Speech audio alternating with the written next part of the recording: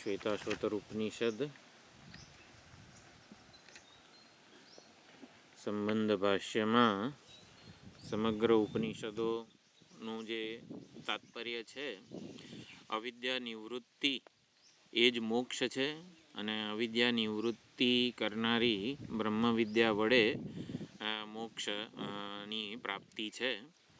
અને બ્રહ્મવિદ્યા મોક્ષનું, પરમાત્માની પ્રાપ્તિનું, આત્યંતિક દુઃખ નિવૃત્તિનું એકમાત્ર સાધન છે, પર્યાપ્ત સાધન છે અને સ્વતંત્ર સાધન છે.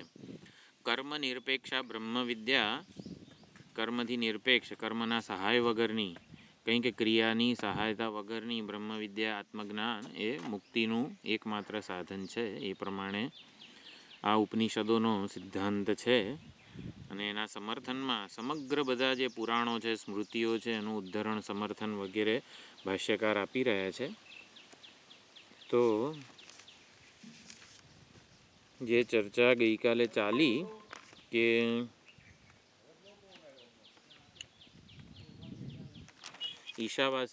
જ્ઞાની માટે કર્મનું વિધાન નથી, જ્ઞાનીએ કર્મ કરવા જોઈએ વગેરે એવું પણ વિધાન ક્યાંય શાસ્ત્રમાં છે નહીં. એટલે શાસ્ત્ર દ્વારા જ્ઞાની કિંકર બનતો નથી, કર્મનો, કર્મ વિધિનો કિંકર બનતો નથી, કર્મ વડે નિયોજ્ય બનતા નથી. જ્ઞાની મહાત્મા જ્ઞાનનિષ્ઠ જે છે, કર્મ વિધિનો નિયોજ્ય બનતો, કર્મમાં એને કોઈ રીતે જોતરી શકાતો નથી.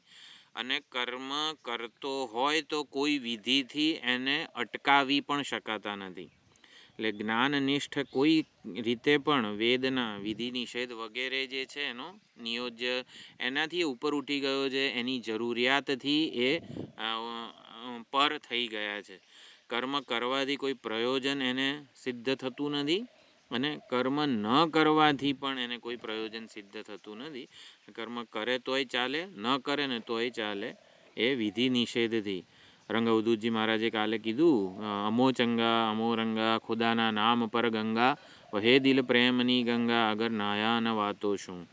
એટલે અહમચિત વન્નીમાં જેણે બાળી દીધું છે, ભસ્મીભૂત કર્યું છે, એને હવે કોઈ વિધિ નિષેધની પરતંત્રતા રહેતી નથી. અજ્ઞાની કે જે ઉપાધિના અભિમાનવાળો છે, એને એ કર્મથી સ્વતંત્ર નથી. એટલે એને કર્મ વડે નિયમ્ય બનાવવો જોઈએ. જેમ કે બાળકોની શિબિર હોય આશ્રમમાં, તો બાળકોને એવું ના કહેવાય, નાના નાના પ્રાથમિક શાળાના અને બધા હોય તો મારે જ્યારે ઉઠવું હોય ત્યારે ઉઠો, કોઈ જ પ્રકારનો વિધિ નિષેધ નથી, જેટલું નાસ્તો ને બધું ખાવાનું ખાવું હોય એટલું ખાઓ. એટલે બાળકોને એવું ના કહેવાય. પછી મોટાઓની શિબિરમાં કહેવાય, એવો કોઈ નિયમ નથી કે 5 વાગે ઉઠી જ જવાનું. કેમ? કારણ કે આપોઆપ 5 વાગે આટલા અભ્યાસ વગેરે છે, 5 વાગે 5:30 આપોઆપ વડીલ માણસો, સાધકો ઉઠવાના જ છે. એટલે વિધિ નિષેધથી જે પર થઈ ગયા છે એને કહેવાનું ના હોય કે ભાઈ 10 વાગે ક્લાસમાં આવી જવાનું, આવું તેવું બધું. એ તો બાળકોને કહેવાનું હોય. એટલે જેને વિધિ નિષેધથી જે પર ઉઠી ગયો છે એને કંઈ હવે આવી રીતે નિયોજ્ય બનાવવાની જરૂર રહેતી નથી. આ બધી ચર્ચા ચાલી રહી છે. કર્મની સહાયની વિદ્વાનને જરૂર નથી. એને અમુક કર્મો કરે તો જરા જ્ઞાન પુષ્ટ થાય, સ્વસ્થ થાય, તંદુરસ્ત થાય જ્ઞાન, એવી પ્રકારની પણ એને જરૂર નથી. વિદ્વાન જ્ઞાન વડે જ પરમાત્માની પ્રાપ્તિને એ ચરિતાર્થ કરી ચૂકેલો છે. બધા સાધનોની ચરિતાર્થતા થઈ ગઈ છે, બધા સાધ્ય પણ પૂર્ણ થઈ ગયા છે. હવે કશું કરવાનું બાકી નથી. તો આ સંદર્ભમાં ઈશાવાસ્ય ઉપનિષદનો જે મંત્ર છે, બંને પ્રકારની નિષ્ઠા નો ઉપદેશ છે. 2 પ્રકારના વૈદિક ધર્મનો ઉપદેશ છે ઈશાવાસ્યના પ્રથમ 2 મંત્રમાં. સામાન્ય રીતે આપણે એવું અર્થઘટન જ ભણ્યા છીએ અને એ પ્રમાણે જીવન જીવીએ છીએ. લોકેસ્મિન દ્વિવિધા નિષ્ઠા પુરા પ્રોક્તા મયા નઘ. એટલે સૃષ્ટિના પ્રારંભથી 2 પ્રકારના અધિકારી છે, 2 પ્રકારની જીવન પદ્ધતિ છે, 2 પ્રકારની સમજ છે. સૃષ્ટિના પ્રારંભથી કે હું કરતા ભોગતા છું એવું હું મને માનું, તો પછી મારે જીવું ત્યાં સુધી કર્તવ્યો જે છે એને ઈશ્વરની આરાધના બનાવીને મારે જીવવા જોઈએ વગેરે. એટલે કર્તવ્ય પરાયણ જીવન જીવવું જોઈએ આ પ્રમાણે. પણ આ હું વિશેની સમજ જેના ભૂલ ભરેલી લાગે છે કે મારા વિશેની સમજ, હું જીવ છું, કરતા ભોગતા છું, તો પછી સુષુપ્તિમાં પણ કર્મો કરતો હોવો જોઈએ ને. એટલે મારે અનિચ્છાએ ઘણી વખત કર્તવ્યો વગેરે આવી પડે છે મારા ઉપર વગેરે. એટલે હું વાસ્તવમાં કોણ છું એમ પ્રમાણે હું વિશેની વિપરીત સમજ છે આ બધી, એવું જેને ખબર પડી ગઈ છે એ વિવિધિષુ સંન્યાસી વેદ એને કહે છે કે હવે તારે કર્તવ્યોની જવાબદારીથી ઉપરામ થવાની છૂટ અમે આપીએ છીએ. એટલે વિવિધિષુ સંન્યાસ સર્વ કર્મોનો સંન્યાસ કરે છે. અને પછી એ જ્ઞાનપરાયણ શ્રવણ મનન નિધિધ્યાસન આત્મ સ્વરૂપનું સાચું એ જે યાથાત્મ્ય છે એ એને પરાયણ જીવન જીવે છે, જ્ઞાનપરાયણ જીવન જીવે છે. અને પછી આ પ્રમાણે જીવન જીવતા જીવતા અભ્યાસ વૈરાગ્ય જેના પરિપક્વ થઈ જાય છે એ વિદ્વત સંન્યાસી કહેવાય. વિદ્વત સંન્યાસી જ્ઞાનનિષ્ઠ મહાત્મા છે. એને પણ એ સર્વકર્મો અને કર્તૃત્વ વગેરેથી છૂટેલા છે. તો આ પ્રમાણે 2 પ્રકારનો વૈદિક ધર્મ, 2 પ્રકારની સમજ, 2 પ્રકારની જીવન પદ્ધતિ, 2 પ્રકારના અધિકારી, આવો ઉપદેશ ઈશાવાસ્યમાં છે. હવે ગઈકાલે આપણે જે ભાષ્ય જોયું એમાં આવો વિભાગ નથી, પણ કેવા સંન્યાસીઓના 2 વિભાગ. એટલે પહેલો મંત્ર વિવિધિષુ સંન્યાસી માટે છે, બીજો મંત્ર વિદ્વત સંન્યાસી માટે છે. આવા પ્રકારનું પણ અર્થઘટન થઈ શકે છે. જો આને સિદ્ધાંતની સ્પષ્ટતા કહેવાય. તો આપણે સિદ્ધાંતથી એકવાર સ્પષ્ટ હોઈએ ને પછી વેદના મંત્રો આપણા હૃદયમાં બીજી રીતે પણ સમજને જન્માવે છે. એટલે તસ્યૈધે કથિતા હ્યર્થાઃ પ્રકાશંતે મહાત્મનઃ. વેદના મંત્રો વગેરે બ્રહ્મસૂત્ર માટે પણ કીધું છે વિશ્વતોમુખમ. એટલે વિશ્વતોમુખમ એટલે અનેક પ્રકારે એમાં ગહન રહસ્યો છુપાયેલા છે. એટલે આપણને એકાદ રહસ્ય ખબર પડે, આપણી દ્રષ્ટિ એકદમ વિશાળ હોય તો બીજા અનેક રીતે રહસ્યો પ્રગટ થાય. તો ઈશાવાસ્યનો ગઈકાલે જે ચર્ચા કરી ભાષ્ય ભાગમાં, એમાં પહેલો મંત્ર છે ઈશાવાસ્યમિદમ સર્વમ. આ સંપૂર્ણ જગતને ઈશ્વર બુદ્ધિથી તમે આત્મ સ્વરૂપ ઈશ્વર બુદ્ધિથી જુઓ, ઈશ્વરની દ્રષ્ટિપૂર્વક તમે જુઓ. અને એ જે ઈશ્વર આત્માનું અભિન્ન જ્ઞાન છે એના વડે તમે આત્મ સ્વરૂપનું રક્ષણ કરો. તેના ત્યક્તેન ભુંજીદાહ એટલે વિવિધિષુ સંન્યાસ એવો અર્થ કર્યો. ત્યાગીને એટલે કે દેહાભી ઉપાધિનું અભિમાન ત્યાગીને, કર્તૃત્વનું અભિમાન ત્યાગીને, કર્મફળના રાગને ત્યાગીને તમે તમારા આત્માનું રક્ષણ કરો, આત્મા જ્ઞાન વડે આત્માનું પાલન કરો. તો આ પહેલો મંત્રનો અર્થ થયો. અને બીજા મંત્રમાં એવું કીધું કે જે વિદ્વત સંન્યાસી છે, જ્ઞાનનિષ્ઠ છે, એના જ્ઞાનની સ્તુતિ અને મહિમા રૂપ આ બીજો મંત્ર છે. એટલે કે વિદ્યાનું મહાત્મ્ય દર્શાવે છે. અજ્ઞાનીને માટેનો કર્મ નિયામક આ મંત્ર નથી. કર્મમાં અજ્ઞાનીને પ્રવૃત્ત કરનારો મંત્ર નથી. વિદ્યાનો મહિમા દર્શાવનારો બીજો મંત્ર છે. એટલે આ તરણ વિદ્યા પ્રાપ્ત કરો તો તમે ભલે ને 100 વર્ષ જીવો ત્યાં સુધી કર્મો કરતા રહો કે કર્મો ના કરો ને તોય કર્મનો લેપ નહીં થાય. એટલે વિદ્યાનું સામર્થ્ય છે કે તમે ગમે તે કરો ને તોય કર્મનો લેપ નહીં થાય. યસ્ય ન અહંકૃતો ભાવ બુદ્ધિર્યસ્ય ન લિપ્યતે. જેનો અહંકર્તા એવો ભાવ નથી એ ગમે તે કરે ને તો પણ એ કર્મનો લેપ એને લાગવાનો નથી. આ પ્રકારે બીજો મંત્ર છે એવું કીધું. એટલે હવે આગળ આપણે ભાષ્યમાં જોઈએ તો, એટલે વિદ્વાન માટે કર્તવ્યોનું વિધાન નથી અને કર્તવ્યના ત્યાગનું પણ વિધાન નથી. એટલે વેદ જાણે કે ચકિત થઈ જાય છે. અરે રે, મેં વિદ્વાનને શું કીધું કે ઈશાવાસ્યમિદમ સર્વમને, આ બધી કંઈ વિદ્વાનને જરૂર નથી. તો આ પ્રમાણે કર્મવિધિની કે જ્ઞાન વિધિની પણ વિદ્વાનને જરૂર નથી, આવું વેદ કહે છે. એટલે જે જ્ઞાનનિષ્ઠ છે ભલે ને 100 વર્ષ જીવતા જીવતા કર્મો કરે, પાપ પુણ્યનું બંધન એને લાગવાનું નથી. દરિયાને કોઈ વિધિ છે કે તારે શુદ્ધ રહેવું જોઈએ વગેરે, કે એમાં ગમે તેટલું પાણી ઓલું પડશે તો એ દરિયો કંઈ અશુદ્ધ થવાનો નથી. એટલે આ સર્વવ્યાપક જે હોય એ કોઈ દિવસ મલિન થાય નહીં, અશુદ્ધ થાય નહીં. એટલે કર્મો કરતો હોવા છતાં પણ તું જ વિદ્વાનમાં જીવે ત્યાં સુધી તારો અન્યથા ભાવ એટલે કે સ્વરૂપથી પ્રચ્યુતિ નહીં થાય, આવા વગેરે શબ્દો વાપરવામાં આવ્યા છે.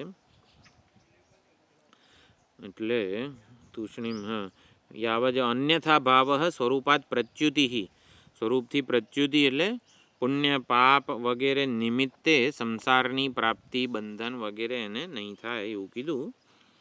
અથવા ઇતઃ કર્માનુષ્ઠાન ઉત્તરકાલ ભાવી અન્યથા ભાવ, કર્મો કરશે, ધારો કે કર્મ કરતી વખતે લેપ ના લાગે, પરંતુ કર્મ કરીએ એટલે જે અદૃષ્ટ જન્મે છે એના દ્વારા તો પછી અન્યથા ભાવ સંસારનો અન્વય થશે કે નહીં, તો કે એનાથી પણ થશે નહીં. તથા ચ શ્રુત્યંતરમ ન લિપ્યતે કર્મણા પાપકેન, પાપ કર્મથી એ લેપાયમાન થતો નથી. એવમ વિધિ પાપમ કર્મ ન શ્લિષ્યતે, તો છાંદોગ્ય ઉપનિષદમાં કહેવામાં આવેલું છે જ્ઞાનમાં આ જે કર્મ છે એ લેપ કરતું નથી. ઓહો, અહીંયા તો વરસાદ પડવા લાગ્યો. હા, ચાલુ રાખજો મીટિંગ, હું જરા રૂમમાં જાઉં. આ તો આવી રીતે અહીંયા બહાર ગાર્ડનમાં બેઠો છું, પણ વરસાદ પડવા લાગ્યો છે એટલે અંદર જવું પડશે. તો ઈશાવાસ્ય ઉપનિષદમાં પ્રથમ 2 મંત્રો વડે જે 2 પ્રકારની સમજ, 2 પ્રકારની જીવન પદ્ધતિ, 2 પ્રકારના અધિકારીઓ, પ્રવૃત્તિ માર્ગ અને નિવૃત્તિ માર્ગ વગેરેની અર્થઘટન કરેલું, પણ એનું એક જુદું જ ડાયમેન્શન આપણને આ ભાષ્યમાં મળ્યું છે. કે પહેલો મંત્ર વિવિધિષુ સંન્યાસી માટે છે, જ્ઞાન પરાયણ જે જીવન જીવે છે એના માટે, અને બીજો મંત્ર વિદ્વત સંન્યાસી જ્ઞાનનિષ્ઠ મહાત્મા માટે કીધું છે કે ગમે તેવો વ્યવહારમાં પ્રવૃત્ત હોય તો પણ એને કર્મનો પુણ્ય પાપનો લેપ નહીં લાગે, કર્મ કરતી વખતે એને કર્તૃત્વનું અભિમાન નહીં જન્મે, અને કર્મ કર્યા પછી પુણ્ય પાપનું જે સુખ દુઃખ રૂપી ફળ હોય એટલે કે કર્મ ફળનું બંધન નહીં લાગે. કર્મ કરતી વખતે કર્મનો લેપ થવો એટલે કર્તૃત્વનું અભિમાન જન્મવું, અને મેં આ કર્યું છે વગેરે, અને કર્મ કર્યા પછી હાજી બોલો. હરિયમ ઋષિભાઈ, બોલો બોલો. આજે આ બે કીધું ને તમે, વિદ્વત સંન્યાસ અને ઓલી વિવિધિષુ, એમાં બીજું સમજાય છે કે એ જીવન મુક્ત છે, હે ને? એ જીવન મુક્ત જ્ઞાની છે એમ. પણ પહેલામાં તમે શું કીધું કે એ જ્ઞાની છે પણ? એટલે વિવિધિષુ સંન્યાસી જ્ઞાન પરાયણ જીવન જીવે છે. સંન્યાસ એનો સાધન કક્ષાનો છે. એટલે એણે છે ને આત્મજ્ઞાનનું, એટલે એના માટે એણે કર્મ કરવું જોઈએ વગેરે એવું નથી. કર્મનો સંન્યાસ જ સાધન છે. કર્તવ્યો પરાયણ જીવન જીવવાનું નથી, બહિર્મુખ રહેવાનું નથી, અંતર્મુખ રહેવાનું છે, અને આત્મજ્ઞાનનું રક્ષણ કરવાનું છે. એટલે તેન ત્યક્તેન ભુંજીથાઃ, ત્યાગ વડે, સર્વકર્મના સંન્યાસ વડે આત્મજ્ઞાનમાં અકર્તા આત્માનું સ્વરૂપ જે છે એમાં સ્થિત રહેવાનું છે. એટલે એણે કંઈ વ્યવહારમાં પ્રવૃત્ત થવાનું નથી. એટલે એણે તો અંતર્મુખ જીવન જીવવાનું, જ્ઞાનનું રક્ષણ કરવાનું, આત્માના સ્વરૂપના યાથાત્મ્યનો વિચાર કરવાનો, મનન નિધિધ્યાસન પરાયણ જીવન જીવવાનું, આવું. એટલે પહેલો મંત્ર વિવિધિષુ સંન્યાસી માટે આત્મજ્ઞાનના રક્ષણની વિધિ છે. તારે રખડી નથી ખાવાનું, તારે એક જગ્યાએ રહીને જાણે કે આવી રીતે જ્ઞાનનું રક્ષણ કરવાનું છે. તે જે શ્રવણ મન કર્યું છે એના ઉપર મનન, એ દ્રઢ અપરોક્ષ બનવું જોઈએ જ્ઞાન. એટલે પહેલો મંત્ર વિવિધિષુ સંન્યાસી માટે જ્ઞાનની વિધિ છે. અને બીજો મંત્ર જે વિદ્વત સંન્યાસી જ્ઞાનનિષ્ઠ, જ્ઞાન પચાવી ચૂકેલા છે, હજી એને ભલે ને કર્મોમાં પ્રવૃત્ત થાય, પ્રવૃત્તિ કરે, રખડી ખાય, કે જે કરવું એ કરે, એને કશો લેપ લાગવાનો નથી. એટલે બીજો મંત્ર પણ વિદ્યાની, બ્રહ્મ જ્ઞાનની સ્તુતિ જ કરે છે. સામાન્ય સમજ એવી છે કે બીજો મંત્ર અજ્ઞાનીને કર્મનું વિધાન કરનારો મંત્ર છે, પરંતુ એવું નથી. વિદ્યાની સ્તુતિ કરે છે આ મંત્ર. આવું અર્થઘટન અહીંયા શ્વેતાશ્વતર ઉપનિષદમાં આપણને પ્રાપ્ત થાય છે. ઓકે, હમ સમજાય. હા, એટલે બીજો મંત્ર વિદ્વત સંન્યાસી માટે જ્ઞાનનો મહિમા કે સ્તુતિ વગેરે ગાય છે. પહેલો મંત્ર વિવિધિષુ સંન્યાસી માટે આત્મજ્ઞાનનું રક્ષણની વિધિ છે. एक मिनट. બોલો બોલો. विधिवत संन्यास की स्थिति में अभी मीन्स कंप्लीट नहीं हुआ है, वो ज्ञाननिष्ठ हो गया है, पर अनुभव के लेवल पर वो अभी नहीं आया है. नहीं है अनुभव, दृढ़ अप्रोक्ष अनुभव है दृढ़ विद्वत सन्यासी को, जीवन मुक्त महात्मा है. निधिध्यासन यहाँ जरूरत नहीं है. कोई है ना ना ना. વિદ્વત સંન્યાસી જ્ઞાનનિષ્ઠ મહાત્મા છે એ અંતર્મુખ રહે કે બહિર્મુખ રહે એને વેદો કશું કહી શકતા નથી, કહેવાની જરૂર નથી. અને ધારો કે બોલાઈ જાય ને તો વેદને આમ અત્યંત સંકોચ શરમ થઈ જાય છે. અરે રે મેં જ્ઞાનીને શું કહી દીધું? આપણે આકાશને કહી શકીએ અલે હખણો બેસ? આકાશને કહેવાની જરૂર જ, એનું શરીર જ નથી તો એ સીધો બેસ પલાઠી વાળીને બેસ એવું આકાશને કહેવાની જરૂર નથી.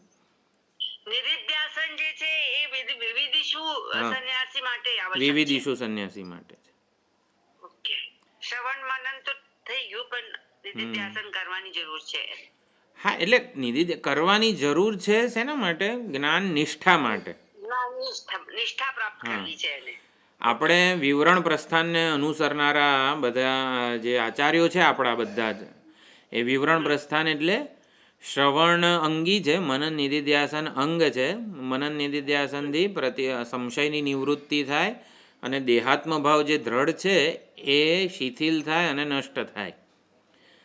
એટલે પ્રતિબંધો વિઘ્ન નિવૃત્તિ માટે મનન નિધિધ્યાસન અષ્ટાંગ યોગ વગેરે બધું છે. દર્શન પરમાત્માનું તો વેદાંત તત્વમસી મહાવાક્ય રૂપી શ્રુતિથી થાય છે. આ વિવરણ પ્રસ્થાનના આચાર્યો આવું માને છે અને બરાબર છે. આપણે બધા જ આપણા જેટલા સંન્યાસીઓ છે ભારતભરમાં તો ના કહેવાય પણ મોટા ભાગના 90% જેટલા વિવરણ પ્રસ્થાનને અનુસરે છે. ભામતી પ્રસ્થાન એવું કહે છે કે દ્રઢ વૈરાગ્ય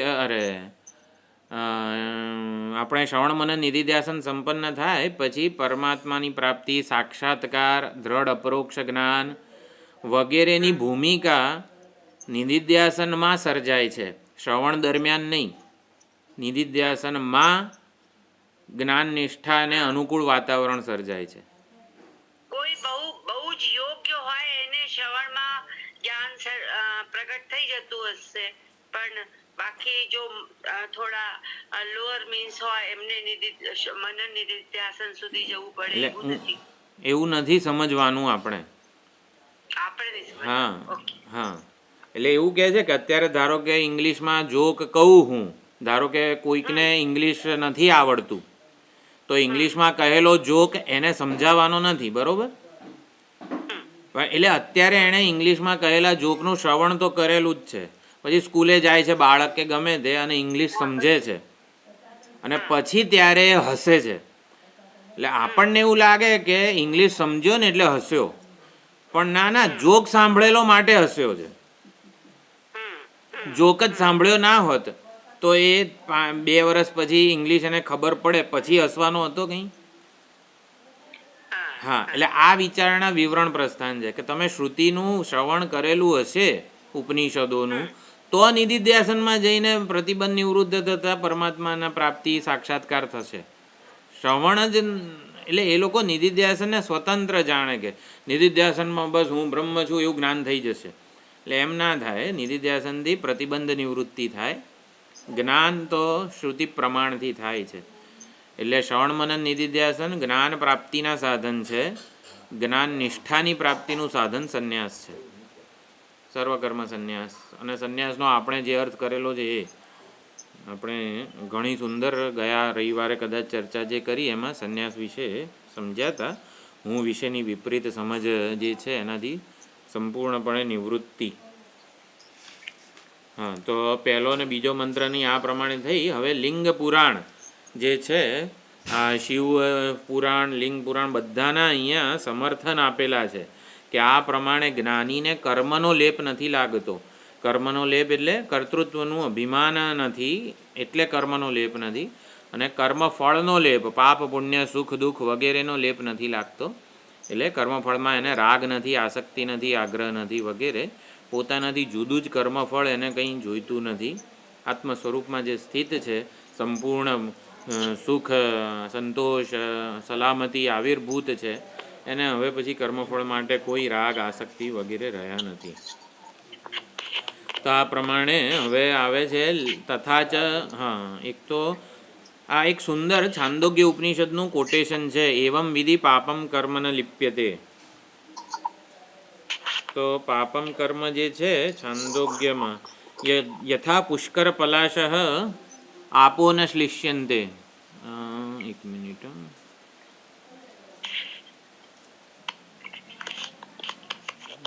સુધાબેન તમારે મ્યુટ કરવું છે. ઓકે.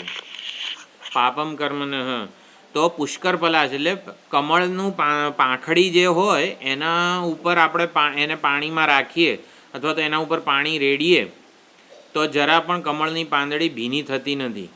એટલે જ કેવું પાણી આમ સર કરીને સરી જાય છે, જરા પણ કમળનું પાંદડું જે છે પાંખડી એ ભીની થતી નથી. એવી રીતે જ્ઞાનીને પણ કર્મનો કે કર્મના ફળનો લેપ, બંધન વગેરે થતું નથી. ટૂંકમાં ફણસ વગેરે જે છે, ફણસને જ્યારે આપણે સમારવું હોય, અંદરથી પેશી વગેરે કાઢવી હોય, તો આપણે એને ન જાણનારો હોય ફણસ વિશે, એ ફણસમાંથી ઓલું બે કાઢવા જાય, એનું ફળ વગેરે બહુ મીઠું હોય છે, કાઢવા જાય તો એ હાથ જ એટલા ચીકણા થઈ જાય કે ગમે તેટલી વાર સાબુથી ધોઈએ ને તો એ ચીકાશ દૂર ના થાય. એટલે ફણસને સમારનારો જે હોય એ તેલ લગાડી દે છે પહેલાં હાથને, તેલ લગાડે, ઓલું પ્લાસ્ટિકનું મોજું પહેરે વગેરે ગમે તે, એના પછી ફણસમાંથી એ પેશીઓ કાઢે. એવી રીતે જ્ઞાની પાસે એક ઇન્સ્યુલેટર, આવું તેલ લગાડી દે છે અને પછી એ વ્યવહારમાં પ્રવૃત્ત થાય છે. એટલે એને કર્મ કે કર્મફળનો લેપ, બંધન વગેરે થતું નથી. જો કર્મનો લેપ વગેરેની ઘણી ચર્ચા અત્યારે થવાની છે. એટલે હું સંગીતકાર છું, હું સંગીતનો વિશારદ છું વગેરે એવું જેને હોય એ જ્યારે એટલે કર્તૃત્વનું અભિમાનપૂર્વક એને કર્મ ચોંટે છે, કર્મનો લેપ થાય છે. એટલે શું, આટલું સરસ ગાયું ને તોય હારા કોઈએ તાળીઓ ના પાડી. એટલે હું સંગીતકાર છું એ અભિમાન હોય ને તો પછી ભજન કે જે કંઈ ગાયું હોય એનામાં આવી રીતે આસક્તિ, કર્મફળનો લેપ વગેરે બધું થઈ જતું હોય છે. એટલે ભજન ગાવાને અને એટલે ભજન ગાવું એ કર્મ છે, પ્રવૃત્તિ છે, એનાથી કંઈ લેપાયમાન થવાતું નથી. કર્મનો લેપ એટલે શું, કર્તૃત્વનું અભિમાન. હું સંગીતકાર છું, આટલી બધી મેં સાધના કરી છે, વિશારદ બન્યો છું અને અરે આટલું સુંદર ભજન ગાયું ને કોઈએ તાળીઓ ના પાડી વગેરે, આને કર્મનો લેપ કહેવાય. એટલે અભિમાનને બધું જ પાપ પુણ્ય લેપાયમાન કરે અભિમાનીને. જેને અભિમાન છે કે મેં આ કર્યું, ગાયું વગેરે, એટલે આ પ્રમાણે કર્મફળમાં આસક્તિ હોવી અને કર્તૃત્વનું અભિમાન હોવું, આ બેને કર્મ કે કર્મફળનો લેપ કહેવાય છે. તો જ્ઞાનીને આ ઉપાધિનું અભિમાન નથી, કર્તૃત્વનું અભિમાન નથી. માટે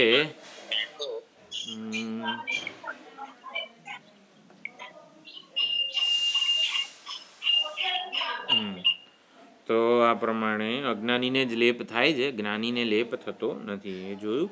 બૃહદારણ્યક ઉપનિષદનું વાક્ય છે નૈનમ કૃતા કૃતે તપતઃ ન એનમ. આ જ્ઞાનનિષ્ઠ મહાત્મા છે, વિદ્વાન છે, એને કૃત અને અકૃત, પાપ પુણ્ય વગેરે સંતપ્ત કરતા નથી. આ શુભ કર્મ મારે છે ને સાધન અવસ્થામાં કરવા જેવું હતું, આટલા જપ કરવા જોઈતા હતા, એ ન થઈ શક્યા. અને આ નહોતું કરવા જેવું પણ એ થઈ ગયું. એટલે કૃત અને અકૃતથી કૃતાકૃતની રો કરતો નથી જ્ઞાની. રંગ અવધૂત મહારાજનું ભજન છે. એટલે એની પાછળ રડતો નથી. આ મારાથી થઈ ગયું અને આ મારે કરવું જોઈતું હતું અને ના થયું વગેરે. એટલે આ બ્રાહ્મણનો નિત્ય મહિમા છે. બ્રહ્મજ્ઞાની બ્રાહ્મણનો અર્થ વેદાંતમાં બ્રહ્મ જ્ઞાનને પરાયણ એવો જ થાય છે. બ્રાહ્મણનો કોણ અવાજ આવે છે? એ બધા મ્યુટ કરી દો તો. એટલે બ્રાહ્મણનો શું અર્થ કર્યો? બ્રહ્મ જ્ઞાનને જે પરાયણ છે એ બ્રહ્મ જિજ્ઞાસુ હોય એને પણ બ્રાહ્મણ કહેવાય, અને બ્રહ્મ જ્ઞાનમાં જે સ્થિત છે એને પણ બ્રાહ્મણ કહેવાય. તો બ્રાહ્મણને કર્મથી સંતપ્ત કરતા નથી આ શુભ અને અશુભ કર્મો વગેરે. કેમ? કારણ કે એને જ્ઞાન સ્વરૂપનો મહિમા, સમુદ્રને એવી અપેક્ષા હોય કે મારે નદીઓ મારામાં ઠાલવે અને ના ઠાલવે વગેરે, એવી કોઈ અપેક્ષા પણ નથી, અને એની પૂર્ણતામાં વધારો કે ઘટાડો થતો નથી. એટલે જ્ઞાન સ્વરૂપે જ્ઞાની પૂર્ણતામાં પ્રતિષ્ઠિત છે. આપૂર્યમાણમ અચલ પ્રતિષ્ઠમ, એટલે એને આ કૃત અકૃત સંતપ્ત કરતા નથી. અજ્ઞાનીનો મહિમા હોય ને એ કર્મથી વધે. સારું કર્મ કરીએ ને તો જરા અજ્ઞાનીનો વાહ થાય, અને થોડું નિંદનીય કર્મ થઈ જાય ને તો અજ્ઞાની વડે નિંદા થાય.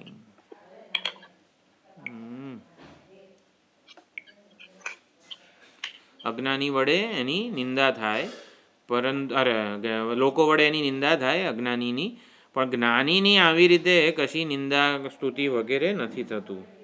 તો કૃતાકૃત એને સંતપ્ત કરતા નથી.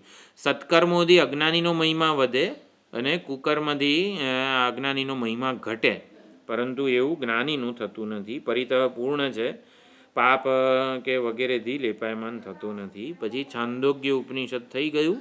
હા, બીજું એક છાંદોગ્ય ઉપનિષદનું આવ્યું. એવમ હસ્ય સર્વે પાપમાન પ્રદૂયંતે. તો આ જ્ઞાનીના સર્વ કંઈ પાપ સંસ્કારો જે છે, ભલે પાપ કર્મ જ્ઞાની ના કરે, પરંતુ સંચિત પાપના કેટલાય અનાદિકાળના સંસ્કારો તો પડેલા છે ને, તો એ સંસ્કારો, સંચિત સંસ્કારો બધા પાપના કઈ રીતે નષ્ટ થાય.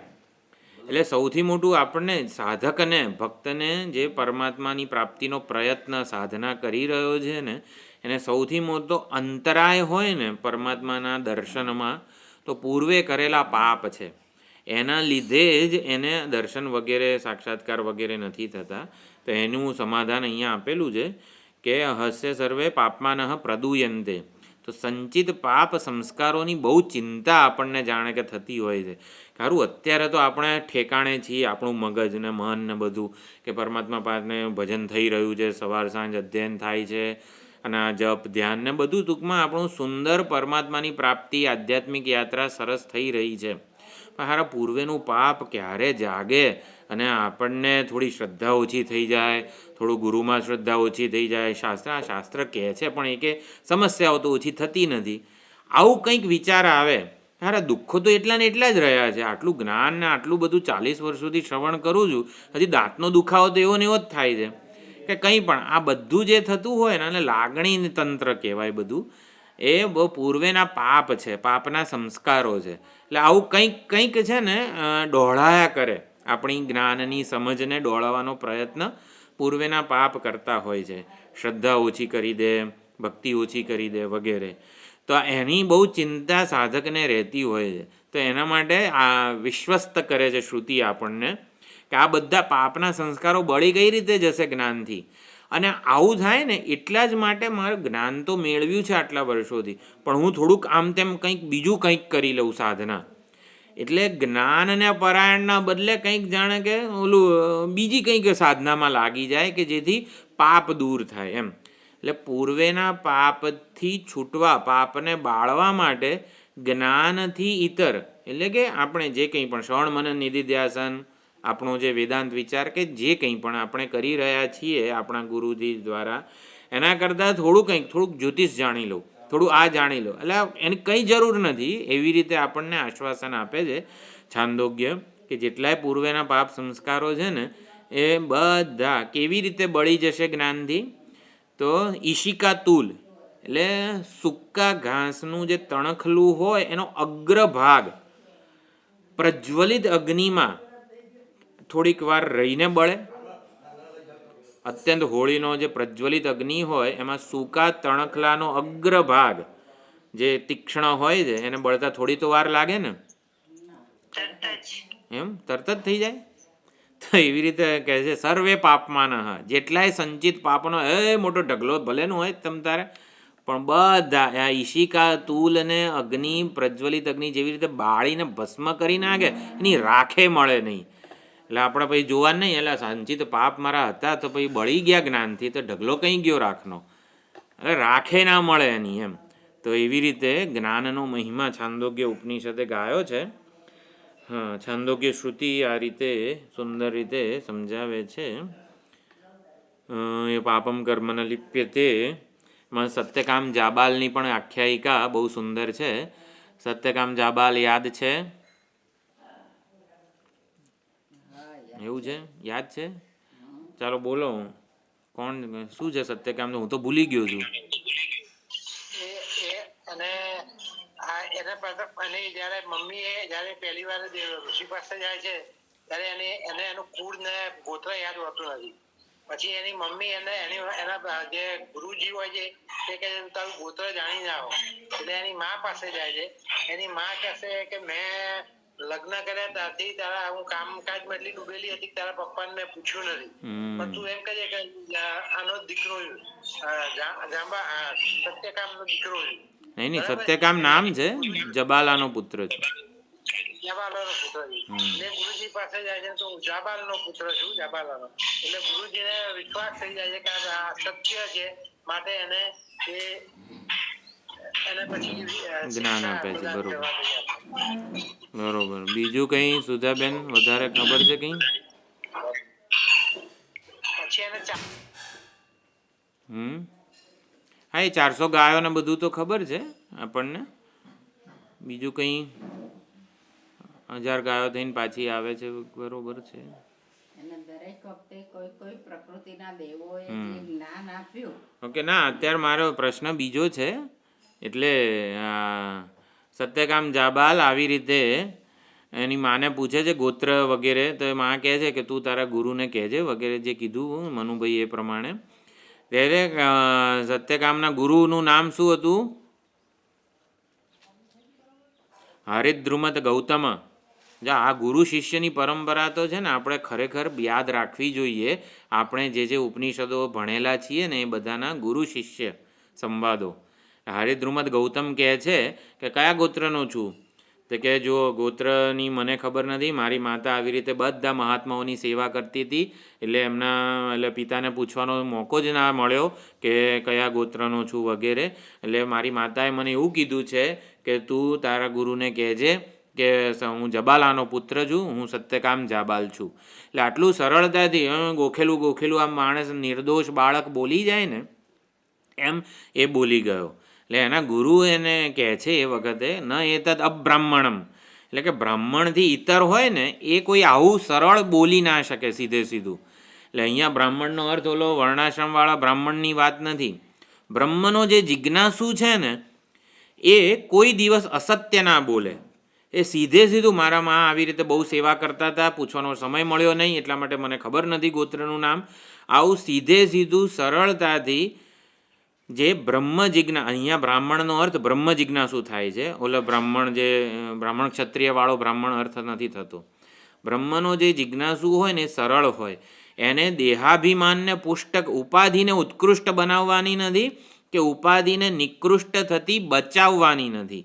કે હું આવું બોલીશ તો કેવું લાગશે, આવું કોને હોય? જેને ઉપાધિને મઠારવી છે ને એને જ આવો વિચાર આવે.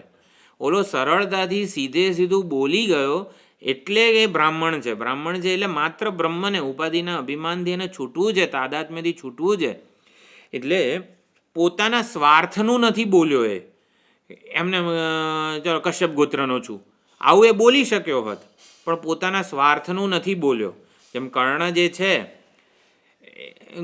જવા દો એ બધી ચર્ચા નથી પડતા, પણ હું જો જૂઠું બોલ્યો કે જે હોય, એને વિદ્યા જોઈતી હતી એટલે સમજાવે છે ભગવાન પછી વિદ્યા શેના માટે જોઈતી હતી ને એ અભિગમ તારો ખોટો હતો, માટે આ બધી વસ્તુઓ થયેલી છે.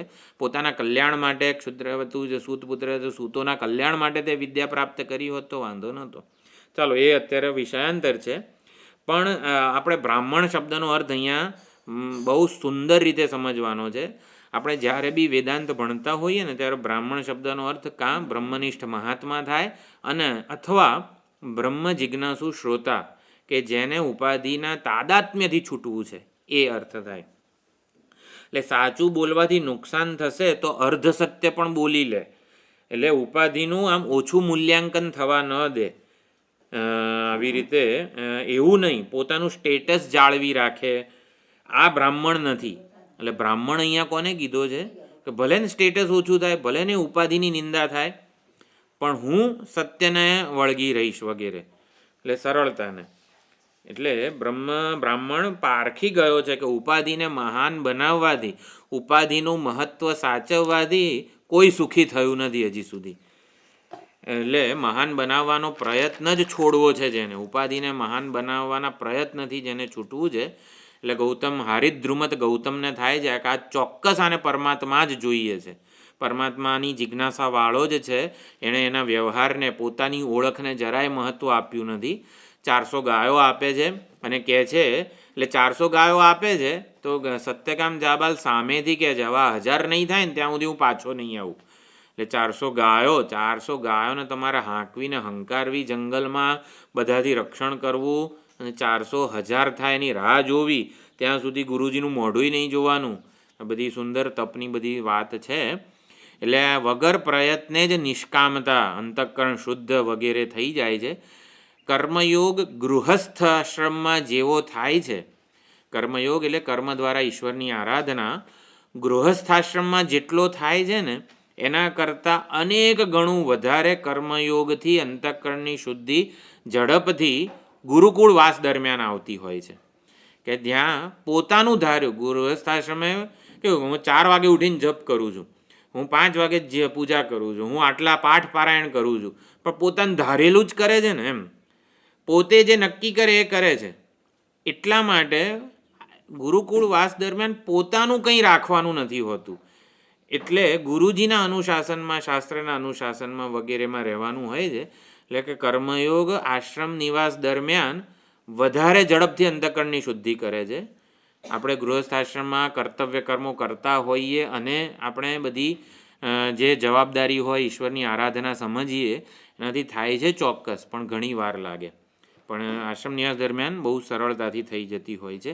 આશ્રમ નિવાસનું કોઈક એક ગુરુ કે વગેરે આચાર્ય પાસે એવું વિધાન છે કે 12 વર્ષ સુધી તમારે વિદ્યાગ્રહણના પ્રયોજનપૂર્વક રહેવું જોઈએ, એટલે એવું કીધેલું છે. 1 વર્ષ એમ જ સેવા કરવાની, પછી વિદ્યાગ્રહણ વગેરે જે છે પ્રયોજનપૂર્વક આશ્રમ નિવાસ વગેરે કર્મયોગ વગેરે કરવાનો. એટલે 1000 ગાય થાય છે ને, એટલે સામેથી દેવતાઓ સત્યકામ જાબાલ પાસે આવીને કહે છે કે બ્રહ્મ જે છે, પરમાત્મા જે છે એના સગુણ રૂપનો ઉપદેશ કરે છે. અને જ્યારે બધા પાછો 1000 ગાયોને લઈને સત્યકામ જાબાલ આવે છે ત્યારે હારિદ્રુમત ગૌતમ કહે છે કે અલા તું તો બ્રહ્મવિદ જેવી તારા મુખની આભા છે, શોભા છે, કે જાણે કે બ્રહ્મ જ્ઞાન તને પ્રાપ્ત થઈ ગયું છે એવી તારી મુખની આભા છે, એવું તારા મુખનું તેજ છે. એટલે શું આમ લાઇટ હતી સત્યકામ જાબાલના મુખ ઉપર? કે ના, પૂર્ણતાનો ભાવ હતો, પ્રસન્નતાનો ભાવ હતો, મોઢું આમ ચડેલું નહોતું. આમ આપણને જોઈને આમ એવું લાગે કે આ પ્રસન્ન છે, આનું અંતઃકરણ શુદ્ધ છે, નિર્મળ છે વગેરે. હા, તો પૂર્ણતાનો ભાવ વગેરે હતું. અને પછી હારિદ્રુમત ગૌતમ કહે છે કે આવી રીતે તને બ્રહ્મજ્ઞાન પ્રાપ્ત થયું છે, કે મને તો દેવો પાસેથી આટલું પ્રાપ્ત થયું છે, પણ ભગવાન તમે જે કહેશો મને બ્રહ્મજ્ઞાન, આત્મજ્ઞાન, તો એ જ્ઞાનમાં મારી નિષ્ઠા થશે. એટલે ગુરુથી ઇતર કોઈ દેવતા દ્વારા આપણને કંઈક દર્શન થાય, ચમત્કાર થાય કે ગમે તે, તો એ સત્ય છે. ઈશ્વરનું દર્શન સપનામાં પણ સત્ય જ છે, પરંતુ એ પ્રામાણિક ક્યારે કહેવાય? જ્યારે ગુરુ દ્વારા. એટલે નામદેવને તો સાક્ષાત ભગવાન દેખાતા હતા, તો એ વિસોબા ખેચર પાસે મોકલે છે ભગવાન. કેમ? જ્ઞાનમાં નિષ્ઠા જે છે ને, પરમાત્માની પ્રાપ્તિ કે મોક્ષ, એ તો ગુરુ દ્વારા થાય. એટલે જ્ઞાન જાણે કે હતું સગુણ સ્વરૂપનું સત્યકામને, પરંતુ એમાં નિષ્ઠા, નિર્ગુણ નિરુપાધિક સ્વરૂપના જ્ઞાનની નિષ્ઠા માટે પછી હારિદ્રુમત ગૌતમ ઉપદેશ આપે છે. એનો એ જ ઉપદેશ છે, પણ ગુરુ દ્વારા જ્યારે વહે જ્ઞાન ગંગા ત્યારે પૂર્ણતાની પ્રાપ્તિ થાય છે. પૂર્ણતાની પ્રાપ્તિ થાય પછી એમાં ઓલું આવે છે, ઓલું ઈશિકા તુલવાળું જે મેં ઉદાહરણ આપ્યું, પાપના કર્મો અને સંસ્કારો બધું બળીને ખાક થઈ જાય છે, રાખ પણ ન મળે, એટલે અશેષ. એ ટૂંકમાં અધિષ્ઠાનની પ્રમાથી અધ્યસ્ત બાધિત થઈ જાય. પછી અધ્યસ્તની ઓલી સાપની પૂંછડી ના રહે દોરીના જ્ઞાનમાં, એવી રીતે અધ્યસનું કંઈ રાખ બાખ શેષ કશું વધે નહીં. તો એ પ્રમાણે કૃતાકૃત એને સંતપ્ત કરતા નથી. એટલે ન કરવાનું કર્યું એ પાપ થઈ ગયું અને કરવાનું શુભ કર્મ ન કર્યું વગેરે બંનેથી જ્ઞાની તરી જાય છે અને અજ્ઞાનીને બંને તપાવે છે. અજ્ઞાની હંમેશા તપેલો હોય, ગરમ હોય. શું આ કરવું જોઈતું હતું ના થયું અને ઓલું નહોતું કરવાનું થઈ ગયું વગેરે. એટલે શું કહેવાય, અજ્ઞાની તપે કઈ રીતે? આમ તપેલો ગરમ કેમ લાગે? એ શુભ કર્મો કરે ને, પુણ્ય કર્મો કરે, સત્કર્મો કરે ને તોય તપેલો હોય. એટલે સારા કર્મો કરે તો એના માટે ગરમ હોય, તપેલો હોય. તો હારે કોઈને ખબર પડતી નથી, કોઈ નોંધ નથી લેતું મારું આટલું સુંદર કામ કરું છું તોય. એટલે સત્કર્મો કરવામાં એ અજ્ઞાની. આ અજ્ઞાનીનો શું અર્થ કર્યો? દેહાભિમાનની ઓળખમાં જેને સલામતી દેખાય છે એ. હારું કોઈ નોંધ નથી લેતું આટલું બધું કરું છું ને. એટલે સારા કામ કરવામાં એ તપેલો રહે. જો આ બધી જ ફેક્ટ છે, આપણી બધે કંઈ આપણામાં લગાડવાની નથી, આપણે વાસ્તવિકતાથી સભાન થવાનું છે. અને અશુભ કર્મો કરતો હોય ને તોય તપેલો જ રહે. તપેલો એટલે આમ જાણે સંતપ્ત રહે. કેમ? અરે બરોબર છે, મારા બધા નિંદા કરશે મારી એમ. એટલે અશુભ પ્રત્યે એને કંઈ એ નથી, પણ અશુભ કર્મ કરતાં કોઈક જોઈ જશે ને મને તો બધા મારી નિંદા કરશે, મારું જરા નીચું બોલશે વગેરે. એટલે સંતાપ આને કીધેલો છે. પુણ્ય કર્મ કરે તોય સંતાપ, પાપ કરતો હોય તોય સંતાપ એમ. એટલે અજ્ઞાની હંમેશા સંતપ્ત જ હોય, તપેલો જ હોય. પણ જ્ઞાનીને આ તાપ જે છે, શુભ કે અશુભનો તાપ એને તપ્ત કરતો નથી. તો બરોબર. હા, જ્ઞાનીના પાપાદી કર્મો બળી જાય છે. ઈશિકા, તૂલ, રૂ કે જુવાર વગેરે પડતાને વેત રાખ સુદ્ધા ન મળે એવી રીતે થઈ જાય છે. તો આટલું છે. હવે એમાં લિંગ પુરાણના તથા ચ લૈંગે એટલે લિંગ પુરાણમાં આટલા શ્લોકો છે જે આપણને આવી રીતે આ અર્થના સમર્થનમાં કહે છે કે જ્ઞાનીને કૃતાકૃત તપ્ત કરતા નથી, સંતપ્ત કરતા નથી. બરોબર. સુંદર ચર્ચા ચાલી રહી છે. જ્ઞાનાગ્નિ હવે હું ભાષ્ય જોઉં છું. જ્ઞાનાગ્નિ સર્વકર્માણી ભસ્મસાત કુરુતે તથા જ્ઞાનિનઃ સર્વકર્માણી જીર્યંતે નાત્ર સંશય. તો જ્ઞાનાગ્નિ સર્વકર્મોને ભસ્મીભૂત કરે છે અને જ્ઞાનીને સર્વકર્મો જર્જરિત કરતા નથી. એટલે કે કર્મ કરવાથી જ્ઞાનીની મહિમા, જ્ઞાન સ્વરૂપ વગેરે કંઈક આમ ઓલું શું કહેવાય, ઓછું થતું હોય વગેરે એવું પણ નથી. જ્ઞાનીના સર્વ કર્મો જીર્ણ શીર્ણ શિથિલ થઈ જાય છે. એટલે કે જે ઓલો નાટક કરતો હોય તો એને કંઈ બધું નાટકનો રાવણ બન્યો હોય તો કંઈ એનાથી એ કંઈ રાવણ બન્યાનું પાપ વગેરે નથી લાગતું. બધા વેશ ભજવતો હોય છે એ પ્રમાણે.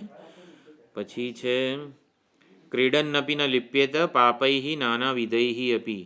તો ક્રીડા કરે તો પણ મેં કીધું વેશ ભજવે, નાટક કરે તોય એને કંઈ આવી રીતે ઉપાધિનો વેશ લઈને સ્વીકાર કરે છે, છતાં પણ એને કશું પાપ વગેરે લાગતા નથી. પછી શિવ ધર્મોત્તર પુરાણ. તો શિવ ધર્મોત્તર પુરાણમાં પણ આ પ્રકારની ચર્ચા છે. તસ્માત જ્ઞાનાસીના તૂર્ણમ અશેષમ કર્મબંધનમ. તો જ્ઞાનરૂપી ખડગથી, ખડગ એટલે તલવાર, અસી વડે તૂર્ણમ, તૂર્ણમ એટલે અત્યંત ઝડપથી. તૂર્ણમ શબ્દ સાધન પંચકમાં પણ છે. શું છે? આત્મેચ્છા વ્યવસીયતામ નિજગૃહાત તૂર્ણમ વિનિર્ગમ્યતામ. સાધન પંચકમાં તો કીધું છે આત્મેચ્છા, તમને પરમાત્માની પ્રાપ્તિની ઈચ્છા જન્મી હોય, પરમાત્મા જ્ઞાનની આ વિવિધિશા જન્મી હોય ને તો તરત જ ઘરેથી નીકળી જાઓ. ઘરેથી એટલે આ શરીરરૂપી ઘરથી નીકળી જાઓ એમ. એટલે કે પરમાત્માની પ્રાપ્તિ માટે શ્રવણ મનન નિધિધ્યાસન ગુરુ સમીપ વગેરે જવાનું છે. એટલે તૂર્ણમ અત્યંત અશેષ કર્મ બંધનમ, સંપૂર્ણ કર્મનું જે બંધન છે. કામ અકામ કૃતમ એટલે કંઈ કરવાનું રહી ગયું હોય, સારા નરસા બધા કર્મો જે છે એને છિત્વા જ્ઞાનરૂપી ખડગથી બધું છેદીને શુદ્ધશ્ચ આત્મની તિષ્ઠતી, અને શુદ્ધ થઈને પોતાના આત્મ સ્વરૂપમાં એ સ્થિત થાય છે. એટલે આ પ્રમાણે મહાન પ્રદીપ્ત અગ્નિ જેમ બધા લાકડાને બાળી નાખે એ આગળ આવે છે. પણ પછી જ્ઞાનરૂપી ખડગથી અશેષ કર્મ બંધનને છેદે છે અને શુદ્ધ આત્મામાં સ્થિત થઈ જાય છે. શુદ્ધાંતકરણથી સાધક જ્ઞાન નિષ્ઠાને પ્રાપ્ત કરે છે. પછી છે યથા વન્નિ મહાન દીપ્ત, જેવી રીતે અત્યંત પ્રજ્વલિત અગ્નિ જે છે, શુષ્કમ આર્દ્રમ જ નિર્દહેદ, સૂકું હોય કે ભીનું હોય, મહાન આમ પ્રજ્વલિત અગ્નિ હોય મોટો, એનામાં સૂકું લાકડું નાખો કે ભીનું નાખો, બધુંય બાળી નાખે. એવી રીતે શુભ અશુભ બધા કર્મોને જ્ઞાનાગ્નિ દહતે ક્ષણાત, ક્ષણભરમાં એ બાળી નાખે છે. જેમ બરોબર. હા, પછી પદ્મપત્રમ યથા તોયૈહિ, જેમ પાણી વડે પદ્મ એટલે કે કમળનું પાંદડી જે છે, પાંખડી, એ આવી રીતે સ્વસ્થૈહિ અપી ન લિપ્યતે, તો એ પોતાના સ્વરૂપમાં જે છે અસંગ નિર્લેપ સ્વરૂપમાં, એટલે એને પાણી ભીંજવતું નથી. તેમ શબ્દાદિ વિષયાંભોધિહિ, એ શબ્દ સ્પર્શ વગેરે જે બધા વિષયો રૂપી જળ છે, પાણી છે, એના વડે જ્ઞાની ભીંજાતો નથી, લેપાયમાન થતો નથી. જ્ઞાની શબ્દાદિ વિષયોના જળથી ભીંજાતો નથી. પછી યદ્વત, જો આ બધા સુંદર ઉદાહરણો છે પુરાણોના, એટલે આ મારા ખ્યાલથી આપણે તો સ્કીપ કરવાનું વિચારતા હતા, પણ આ દિલીપભાઈએ કીધું એટલે આપણે આ બધું સુંદર આ વિચારણાનો લાભ મળી રહ્યો છે. યદ્વત મંત્ર વલોપેત ક્રીડન સર્પૈઃ ન બલોપેત સર્પૈઃ ન દૃશ્યતે. મંત્રનું બળ, આ જે ઝેર મારણ મંત્રો જે છે ને બધા, એ મંત્ર જેને આવી રીતે કંઠસ્થ છે, હૃદયસ્થ છે, મંત્ર વિદ્યા, વિષ વિદ્યા જેને પ્રાપ્ત થઈ છે, એવો જે છે મંત્ર બળ, વિષ મંત્ર બળ જેની પાસે છે, એ ભલે ને વિષ એટલે સર્પ, વિષધર સર્પો વચ્ચે રમત કરે, એની જોડે આવી રીતે રમે, ક્રીડન નપી, ક્રીડા કરે ને તો પણ એને વિષનો લેપ વગેરે થતો નથી. તો આવી શંકર ભગવાન જો ને કાનના કુંડળમાં ને ગળામાં ને કમરે ને કંદોરો પહેરવાની જરૂર શંકર ભગવાનને ના હોય. કેમ?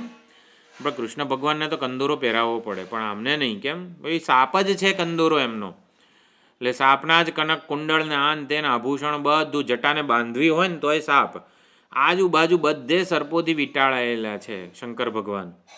તો એમને જરાય આ શું મંત્રનું બળ, એટલે કે બ્રહ્મ વિદ્યા જ્ઞાનરૂપી મંત્ર હોય, હું કરતા ભોગતા છું, તો આ વિષયો રૂપી સર્પમાં વિચરણ થાય આપણું સર્પો સાથે વિષયો જગતમાં, તો પણ એને આવી રીતે શું કહેવાય, વિષ એનું નુકસાન થતું નથી. એટલે મંત્રના બળથી સંપન્ન મનુષ્ય સર્પો સાથે રમે ને તોય ડંખાતો નથી. એમ જ્ઞાની ઇન્દ્રિયો રૂપી સર્પો સાથે ક્રીડા કરે તો પણ લેપાયમાન થતો નથી. અને આગળ કહે છે મંત્રૌષધિ બલૈહિ યદ્વત જીર્યતે ભક્ષિતમ વિષમ. ધારો કે વિષ, કોઈક ઝેરવાળો ખોરાક કોઈએ આપી દીધો હોય, ધતુરાનું ને રસ ને આમ તેમ બધું કંઈક ને કંઈક, ભક્ષિતમ વિષમ અપી જીર્યતે, તો મંત્રો ને ઔષધિનું જે બળથી જે યુક્ત છે એને ભક્ષિત વિષ, ખાધેલું વિષ પણ પચી જાય, એટલે એ વિષને પચાવી જાણે મંત્રના આ બધા જે વિદ્યાવાળો છે એમ. તો એવી રીતે જ્ઞાની પોતે પાપ વગેરે ધારો કે થઈએ જાય ને એનાથી, તો પણ એ આવી રીતે લેપાયમાન થતો નથી. બધા સંચિત પાપ એના પચી જાય છે. મંત્ર સિદ્ધ થતાં એનું હૃદય અત્યંત શુદ્ધ નિષ્કામ પવિત્ર હોય છે. તો આ પ્રમાણે આ પણ કીધું. એટલે શિવ ધર્મોત્તર પુરાણ એની આ ચર્ચા આવી. શિવ ધર્મોત્તર એટલે બહુ સુંદર, જ્ઞાનીને કર્મ વગેરેનો લેપ નથી એવું અહીંયા સુંદર રીતે સમજાવ્યું છે. એટલે હવે બ્રહ્મસૂત્ર વગેરેની ચર્ચા છે, આવતી વખતે જોઈશું. બ્રહ્મસૂત્રમાં એટલે શ્રુતિ અને સ્મૃતિમાં તો આવો નિર્ણય થયો છે, પણ બ્રહ્મસૂત્ર વડે આમ વેદ વ્યાસજીનું જે નિશ્ચય હોય ને એ અંતિમ નિશ્ચય કહેવાય છે, અંતિમ નિર્ણય બ્રહ્મસૂત્રનો. ભાઈ જગત કારણ પરમાત્મા છે, પ્રકૃતિ છે, માયા છે, સ્વભાવ છે, શું છે, કે બ્રહ્મસૂત્રમાં જે કીધું એને ફાઇનલ. એટલે એમાં નિર્ણય થયો છે શ્રુતિ પ્રમાણના આધારે. જો આપણે તર્કથી નિર્ણય થયો હોય, પણ એ તર્ક શ્રુતિ વડે અનુગૃહિત હોય છે, એટલે બ્રહ્મસૂત્રનો નિર્ણય પણ આ શારીરક દર્શન કહેવાય છે.